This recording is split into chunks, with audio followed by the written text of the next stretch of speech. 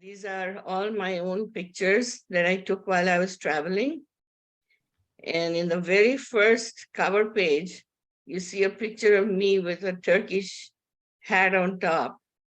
I don't know on what occasion they use it, but it was used for one of the room decorations in the room that I was in. And one of our co-travelers put it on my head and clicked a picture. So I thought that's an interesting picture to show you guys. So I'm showing it to you. And the next picture next to it is that of Cappadocia, and we'll talk about Cappadocia later on. Can you hear me okay? Yes, we can. Everything is okay. Okay. So this is a map of Turkey, and I thought I'd better show that to you so that I can explain which areas we're going to go into. As you see, Turkey is between the Mediterranean Sea and the Black Sea. It's separated a little bit in two parts. And if you notice, most of Turkey is in Asia, and a little bit over here is in Europe. It's separated from the Black Sea by the Strait of Dardanelles, Sea of Marmara, and the Bosporus Straits. Now, we know Istanbul as a big city, but that's basically the financial center of the country. The capital is Ankara. Do you see my cursor moving? Yes. Okay. So anyway, let's start at Istanbul first. And then during my trip, I'll take you into these areas all the way into Eastern Turkey and then come back this way. But I'm not going to follow exactly the same route. I'm going to talk about the important cities first so that we can cover a lot. So my first trip in 2005 was in Western Turkey, all the way down to Mersin, and we did Cappadocia also and Ankara. And the second trip started off in Istanbul, went into Cappadocia, and then went into the eastern part.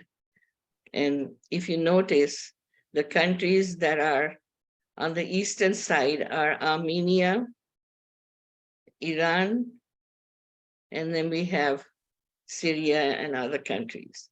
But as we move into the east, you'll see more things of importance or monuments that have a history in Armenia. Okay, so let's go on from there to the next map. And this one shows very clearly how much of Turkey is in Asia and how little is in Europe.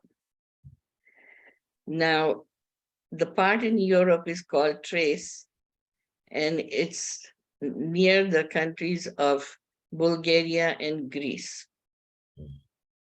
Since 1987, Turkey has been trying to join the EU, but so far as 2016, all negotiations have stalled. Now, after the Ottoman Empire's collapse following World War II, the Turkish people were led by someone called Mustafa Kemal Ataturk. And he was the one that established the Turkish Republic that we know of today.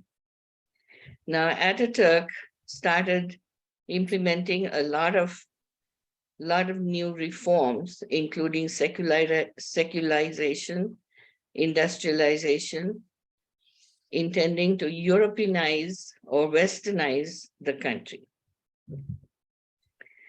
These are the main regions of Turkey when they refer to Turkey rather than talking about a specific city.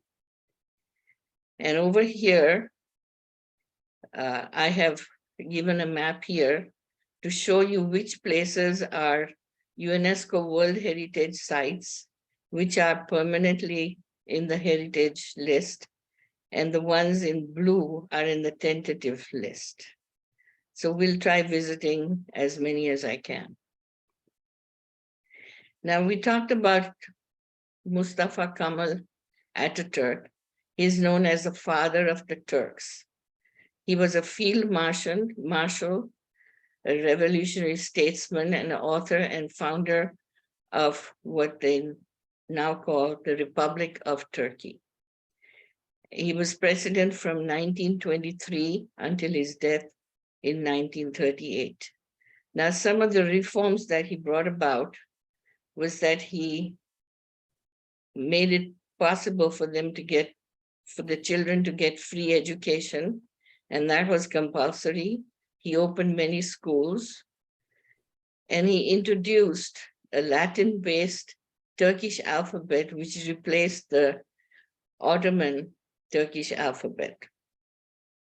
He also made sure that women had equal rights and political rights, and they were given the voting rights accorded by the Act 1580 on April 3rd, 1930. And he abolished polygamy, that means multiple marriages. Now, this monument that you see is called Anti-Akbar, and that was established or made in 1944 to 1953 in honor of Mustafa Kemal Ataturk, who died in 1938. Before that, before the monument was made, his remains were in Ankara's Ethnographic Museum. Now, here are some of the words that you might be able to figure out that are very similar to English words using the Latin-based alphabet that Ataturk introduced. If you look at it, you see alcohol, banquet, broccoli, gourmet, very much like English, and you can easily tell if you read some of the signs. Now, something else I found very interesting is that a lot of the Turkish words were similar to our Hindi words. Kebab, sharap, and so on, if you can read this. But then there were some words that sounded Hindi, but they had totally different meanings. And for example, Hindi meant turkey. Piyaz was a white bean onion salad, vinaigrette. Tabla meant an ashtray. So even though there were similarities in sound, or they meant different. Now, I took the trip into Turkey with a company called Cultural Folk Tours, and that was owned and run by a gentleman by the name of Bora Uzkok. Now, he was a very interesting person. He came into United States with an athletic scholarship and he studied in UC Berkeley. His major was architecture, but he began teaching Turkish dancing to his fellow students and friends. And he got his degree in architecture. But it was his dancing that brought him back into Turkey with his friends, and he showed them his country, taught them dancing and all that. But his masterpiece project was a hotel where we all stayed when we went into the Cappadocia area. And that was called Cappadocia Cave Suites in a city called Gureme. Now, he usually liked entertaining us also. And whenever he took us into any restaurant, he used to join the entertainers. Now, this is the welcome party that we had in Istanbul. And usually he played with the entertainers in the hotel. At the end of our meal, he always let us taste Turkish ice cream, which was kind of a stretchy kind of an ice cream. It tasted very much like ice cream, but this was the gentleman that used to give us the ice cream. And I enjoyed the ice cream both times that I was there. Now I went in to look into their website to see how much those trips are costing. But unfortunately, I found out that Bora himself passed away in August this year. So, Call from 165060883. okay, now going back into Istanbul, as I said, it is a financial center. Sorry about the phone call, I can't stop it. 16506. And there's a bridge that joins the Asian part of Istanbul to the European part. By the way, Istanbul was at one time known as Constantinople during the Byzantine times. The majority of people in Istanbul are Muslims, but then you find cultures, people from Jewish, Greek, and Armenian background also. So one can experience both Eastern and Western cultures. Now, one of the best or one of the most famous monuments that you see there is called the Blue Mosque. It's also called the Sultan Ahmed Mosque. It was built in 1609 to 1616. And it contains the tomb of the founder, or Ahmed I. There's also a madrasa and a hospice in the Blue Mosque. Now, it's known as a Blue Mosque because this place is full of hand-painted blue tiles that adorn the mosque walls. And at night, they put blue lights. So it's really beautiful.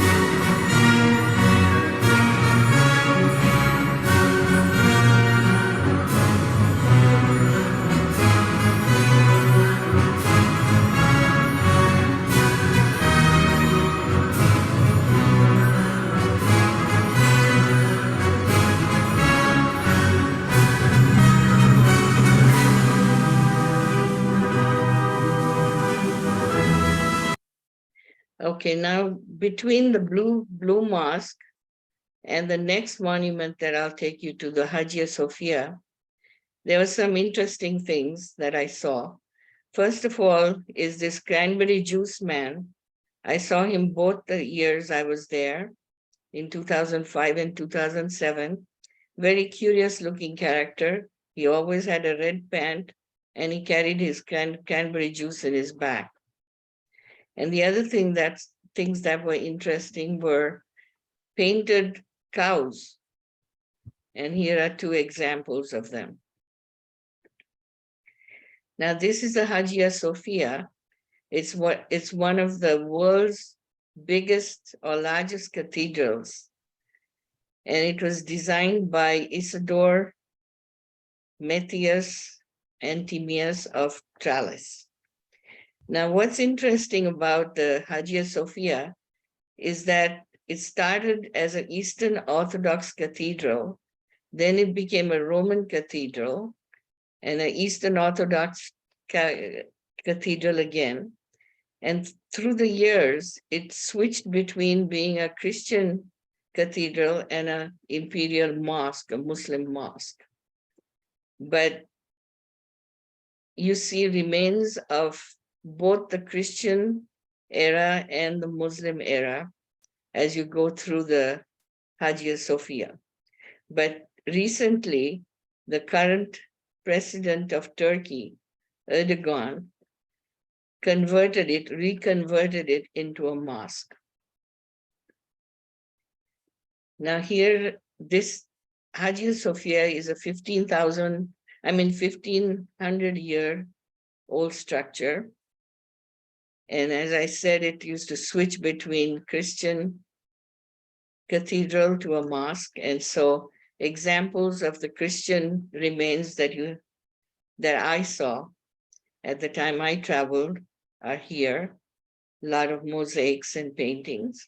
And over here in the bottom, you see the Islamic architecture.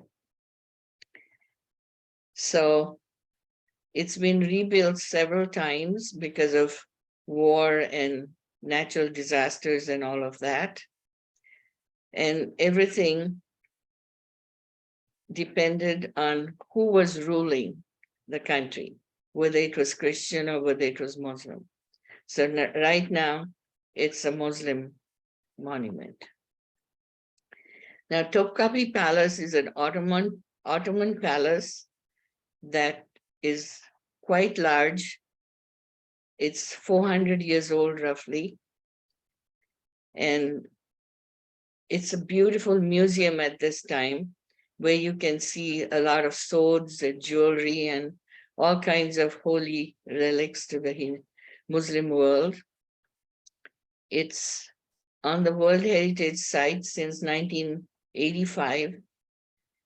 And this was the place that the rulers used to use for doing a lot of their main business. But lately, the kings or the rulers decided to move into the new palace, the Dolmabahce Palace. But still, some of the functions, such as the imperial treasury, the library, the mint, still remain in Topkapi Palace. It's a very beautiful monument that you can go visit. Some examples of the Topkapi Palace structures. You see an entrance and a building. And I have a lot of pictures of the Topkapi Palace that I haven't included in this presentation. Now, this is the newer palace, the Dolmabahce Palace. It's right after you cross the Bosporus Straits in the shores of the Black Sea. And it served as a main administrative center from 1856 to 1922.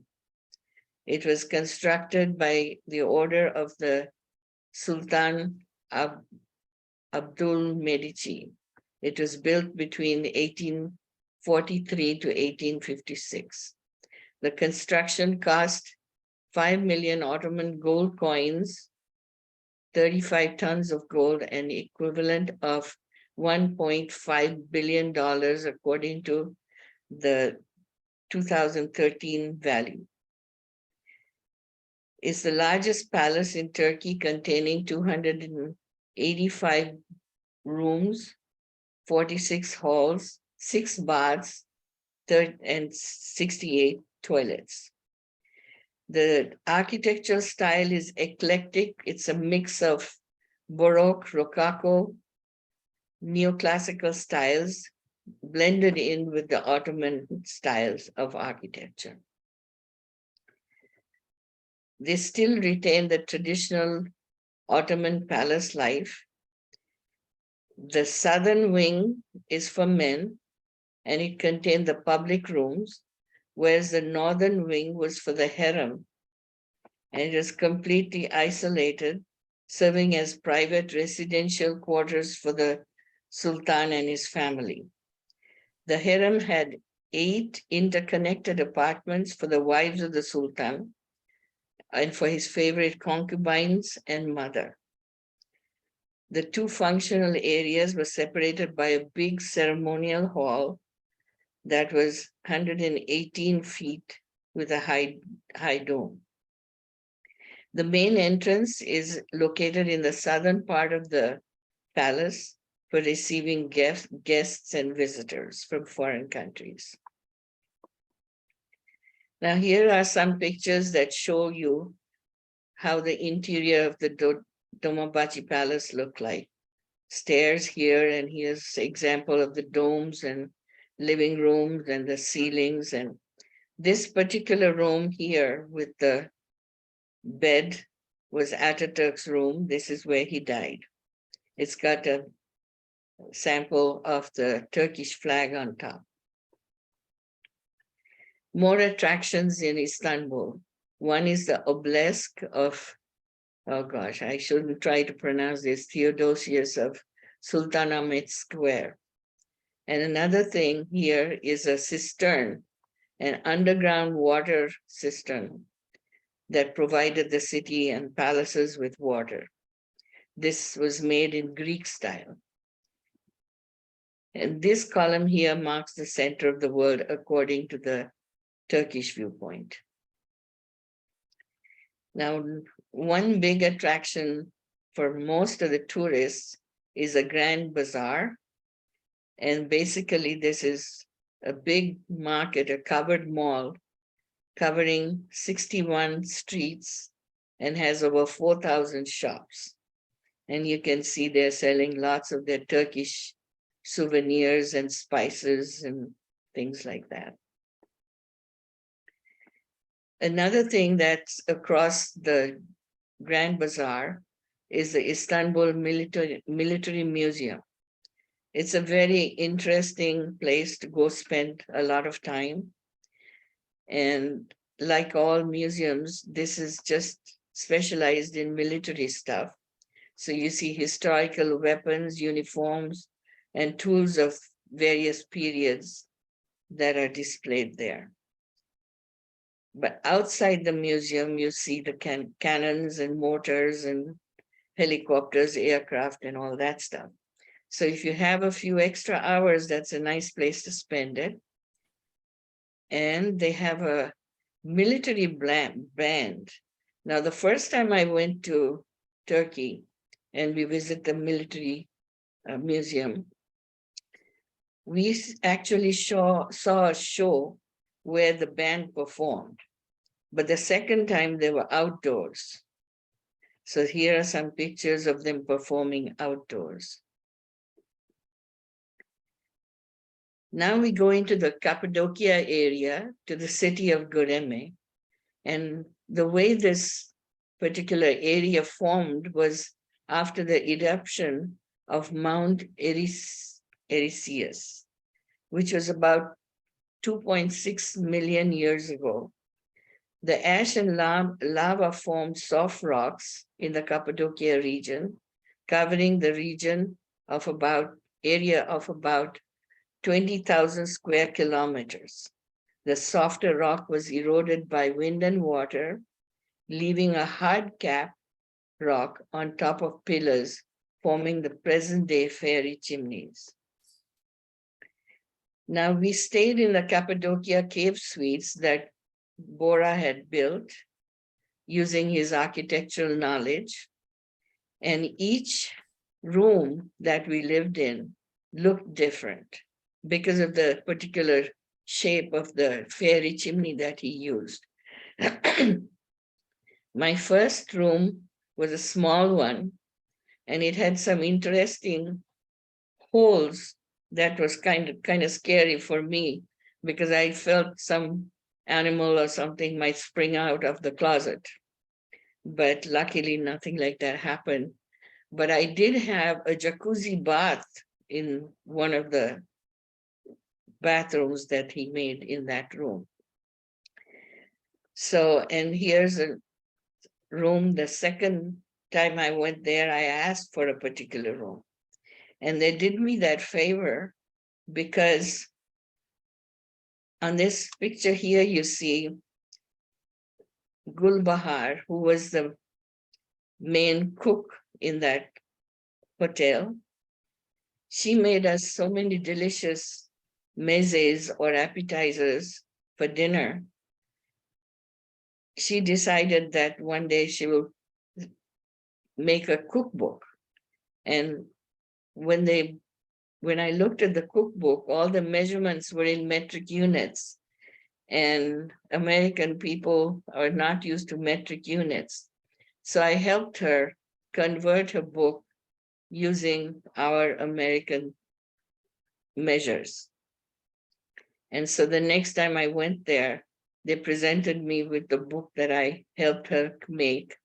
And they also gave me some Turkish saffron. Now, my friend that you see whose picture is here, Sonal, she's watching it today with us.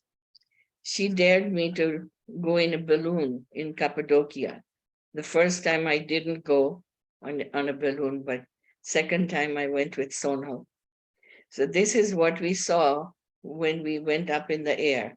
Our day started at 4 o'clock in the morning and we were served coffee and little refreshments while they blew up the balloons for us. This last picture you see, I was above this balloon here. And so I was able to take a picture from the top of the one balloon. Now here are more fairy chimneys. They look different. They look more like Talek symbols. And this is the overall look of the entire city of Gurame. Now Cappadocia is known for its pottery, and the pottery there is made up of the red clay, which is an oily, soft clay from the banks of the delta of the river Mac River, or whatever it's pronounced as. The clay is usually sieved and mixed with water and made into a dough and kept for a week and then shaped by a wheel or mold. They use what's it called? The potter's wheel, but they kick to make it go round and round, I suppose. So anyway, it's painted after that and sun-dried. Then it's put into an oven for 1 to 3 days and kept there until the oven cools. After the pots have cooled, they are glazed. That gives it the glassy appearance. So here you see some pictures, some examples of the pottery that they've done. And here am I stuck my face in the middle of one. So anyway, pottery in this area has been made since the Hittite times, and it's like 1800 BC, that time frame. And it has continued to this day. Another interesting thing that we saw in Cappadocia were the Christian sanctuaries that were built inside these fairy chimneys. And they have still retained their beautiful color because they were made with natural dyes. So these are some Christian paintings on the church from the 11th century. Now, the Cappadocia area is also known for its underground cities. And these are some pictures from an underground city called Derinque. It's a multi-level complex, about 279 feet deep. And it can hold as much as 20,000 people with their livestock, food, stores, and it's also connected with other underground cities. So the whole of Cappadocia is connected through tunnels like this. As I said, they were formed during the Byzantine era. It was for the protection of the Muslim Arabs during the Arab-Byzantine War from 780 to 1180 AD. They're connected by tunnels. The cities continued to be used by the Christian natives for protection against the Mongolian Uzbek incursions of Timur. If you heard my presentation on Central Asia, we talked about Timur in that. And he invaded a lot of these countries as he headed towards India. After the region fell to the Ottomans, the underground cities were used as refuges by the natives from the Turkish Muslim rulers. Now, another thing that this area is famous for is the whirling dervish. It's a meditative dance. It's not a form of entertainment, but we were taken to show the whirling dervish whirl. They're people from the Mevlevi order, established 750 years ago. They're a Sufi order that originated in the area of Turkey called Konya. And it was founded by the followers of Muhammad Balki Rumi, who was a celebrated Turkish and Iranian poet. He was from the 13th century, and he was an Islamic theologian. They remembered God by whirling, and the whirling is part of a ceremony called the Sima ceremony. It's a 4-step process, and it's a ritual that is sacred and focuses on the relationship between the body, soul, man, and God. It is not entertainment.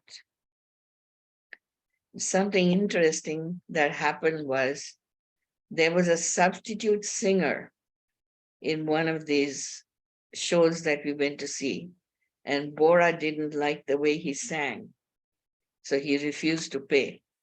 We just took off without paying them. Now in Cappadocia, they make some dolls. And we had a lady by the name of Selma who came and demonstrated how to make the Cappadocian dolls. They also demonstrated for us how they made their famous bread, which was very much like the naan bread that we Indians make. Now, Cappadocia area is also known for its carpets. And we were taken into a carpet factory where they fed us lunch. They offered us all kinds of drinks, from soft to hard liquor, whatever, to entice us to buy their beautiful Cappadocia carpets. Now, Cappadocian carpets can be a mixture of wool, cotton, and silk, various proportions, or it can be 100% wool, 100% silk. So the price depended on what you bought. And guess what I bought? I bought 100% wool carpet. The blue one here is the one that I bought. And they shipped it for me. Now, these carpets use natural dyes and they're very good quality. And it's been many years that I've had this carpet. It still looks good. Now we're going into a city called Safranbolu, which is the entire city is a World Heritage Site. And we lived in a place that was a caravanserai. What was interesting was that the doors were not too high. And this is a street still looking like it used to look before. And over here are some Ottoman buildings that this place is famous for. Well, but what's further interesting was that they took us to a graveyard, and the dates on the coffins were very different. Like, this person was born in according to the Turkish calendar, and then Ataturk came around and he westernized everything, so the dates are like we now have it. So he could have been born in 12 something according to the Turkish calendar, and he switched the calendar so it was 19 something when the person died. Now, this is the interior of the Caravanserai, and it's rather stony, not too comfortable looking, but this is where we stayed for a couple of nights. Now, the next interesting area is called the Pumakale area, and this place is famous for its mineral waters. This is not snow that I'm standing on, but I'm standing on an area where I could stand instead of slide down the travertine that you see behind me. The pH of the waters in this area is about 6.67, which is acidic. And the minerals that are found are calcium, magnesium, sodium, potassium, chlorides, sulfates, bicarbonates, nitrates, nitrites, phosphates. And also you find some iron, manganese, and zinc and nickel. Now, the supersaturation of the calcium carbonate is what causes the water to be like soft jelly, which ultimately hardens into travertine. People with high blood pressure, heart diseases, obesity, gastritis, constipation, and all respiratory problems and many others, they come here to enjoy the mineral waters. Most of the hotels have pools here with the mineral waters, and you can also try the Turkish or hammam or foam bath and take a dip in the pools after that. Now, right next to Pamukkale is an ancient city called Hierapolis, and that's a World Heritage Site since 1988. It became a healing center in ancient times, since the 2nd century. And there was a Jewish population that grew in this area, and they believed that there were about 50,000 Jewish people in 62 BC. It was a colorful city involving Romans and Greeks, and also became important religious and cultural center. Now we are along the Mediterranean coast in a place called Ephesus. This place is famous for its library of Celsus, and we have a facade of it that they rebuilt. The middle picture is taken during the daytime, and the evening picture is taken over here. You see it over here. It operated as a public space around 117 to 135,000 AD until 2062. It was the 3rd largest library in the world, and it held about 12,000 papyrus scrolls at that time. Now, at the base of this facade over here are some sculptures of female personifications of Sophia, Episteme, Inoa, and Erit. And each one I've given the meaning, what their names meant. Sophia was wisdom, Episteme was knowledge, Inoa was intelligence, and over here is an enlarged picture of Erit. Now, the crypt of Celsus, or the sarcophagus, is beneath this in the floor, and it was a special honor for him. Other things that of interest in Ephesus was the House of the Virgin Mary, a Catholic shrine that's located about 4.3 miles away. And over here is a sculpture of the Greek goddess Nike that takes us into the 1st and 2nd century AD. It was part of a gateway of Heracles that was built in 4th century AD. The third picture here is of an amphitheater of Ephesus.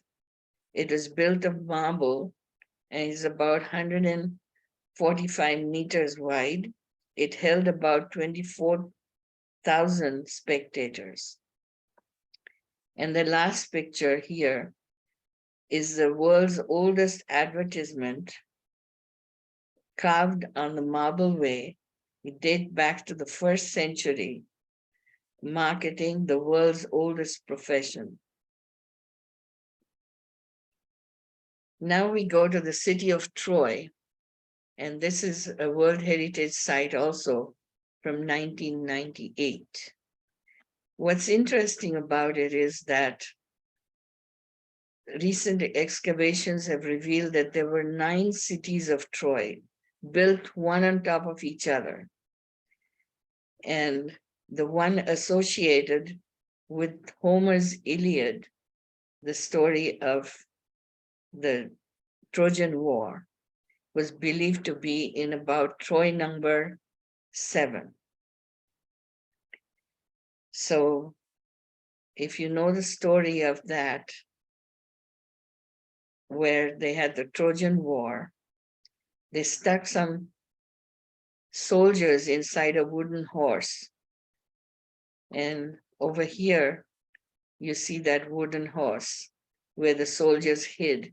And then they came out at night and destroyed the city. And here's an example of the diggings where they have actually labeled the different labels of the 9 cities of Troy.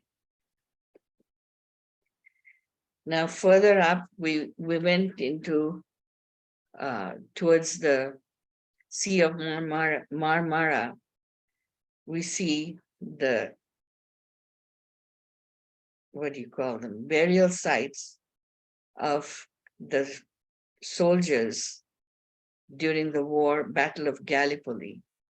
It was an 8-month campaign where the British and their allies, mainly from Australia and New Zealand, struggled against the Turkish forces of the Ottoman Empire, who were the allies of the Germans.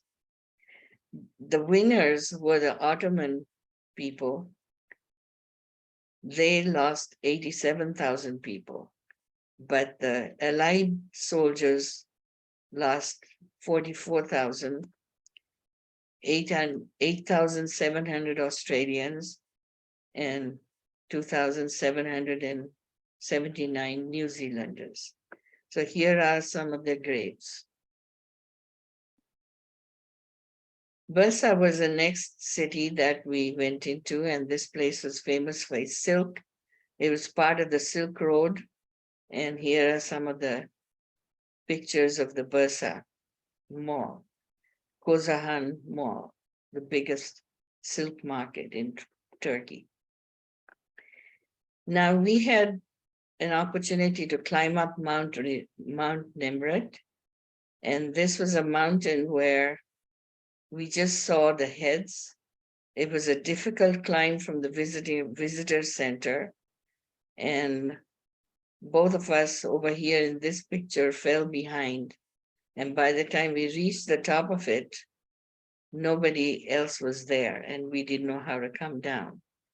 So this mountain, at this point, way up here, was 7,100 feet high. It's in southeastern Turkey. And These are the heads of some Armenian gods that had been built in 69 to 34 BC.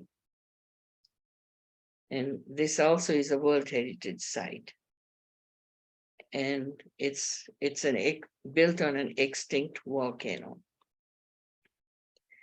The city of Haran, this is 5,000 years old in Turkey. It was built in Turkey near the city of Urfa.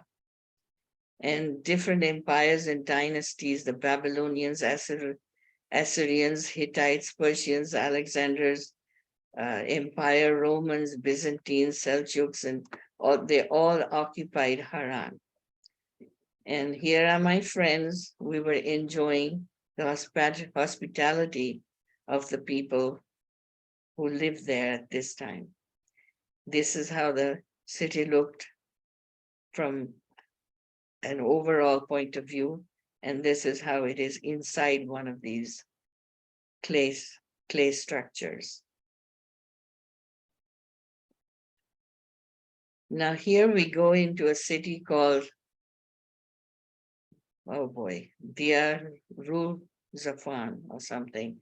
It is a monastery near Mardin, and the priest here was a friend of Bora, so we could go and see the city. It's called also the House of Saffron because they had a lot of saffron fields around there. And it's the Syrian Orthodox Christians who built this monastery. It is a 5th century monastery made of sandstone.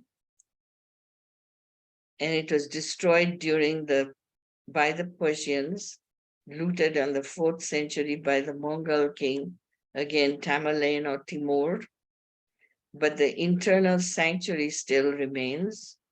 And right in the bottom here is an example of the beautiful cloth Bible. Now we stayed in a caravanserai in Mardin, and we were greeted by this very tall gentleman. His hand was huge on the bus windshield. This particular caravanserai was built in the 13th century, and it is 2 kilometers from the top of the 10th century castle. And here's a picture of me next to the tall gentleman over here. I'm 2 steps high, and I'm still shorter than him. At that time, I was 5'4". Now the Ishaq Pasha Palace, these are the remains of it that we see, still very beautiful, but it had been destroyed many times during its history. It was rebuilt many times also, and for a period it was just left there. In 2000, the palace was added to the World Heritage List. It was built in 1685 originally, and this was built according to the style of the Seljuk, Ottoman, Persian, Armenian people.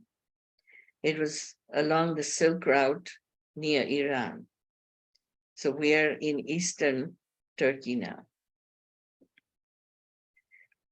The ruins of the city of Ani are from the Armenian times, and here are some buildings that we went and saw and took pictures of.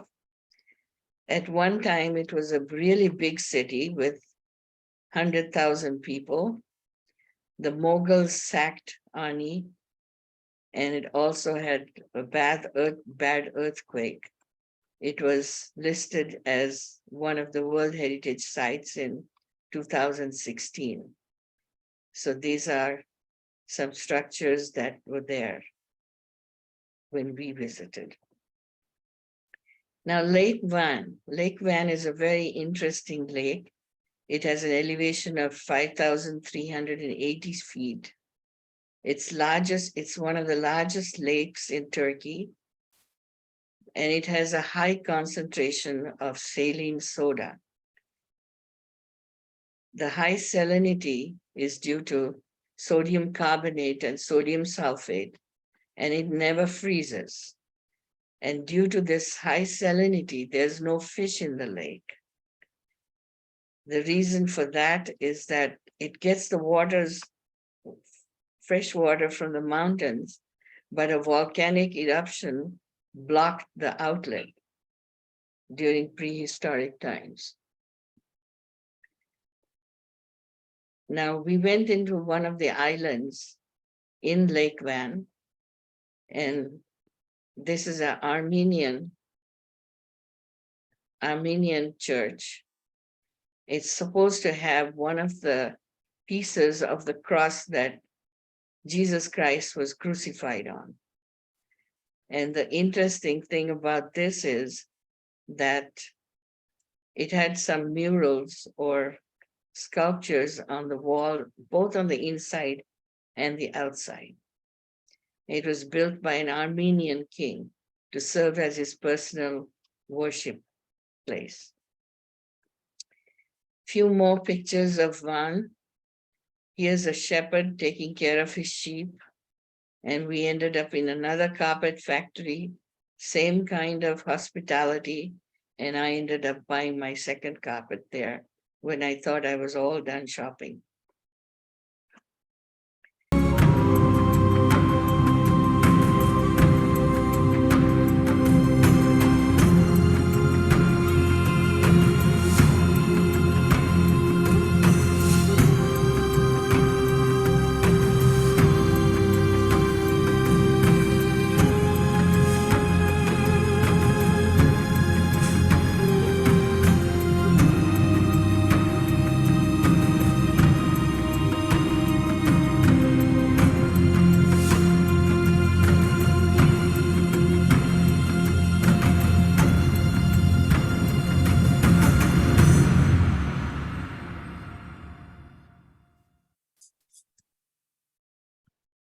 I must admit that these bottom few pictures of the frescoes were not taken by me because I didn't go up to see those beautiful monasteries up there.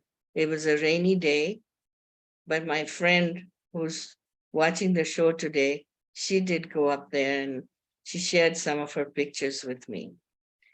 Now, I was in this restaurant waiting until she came back down. And what's this place is also famous for its bread.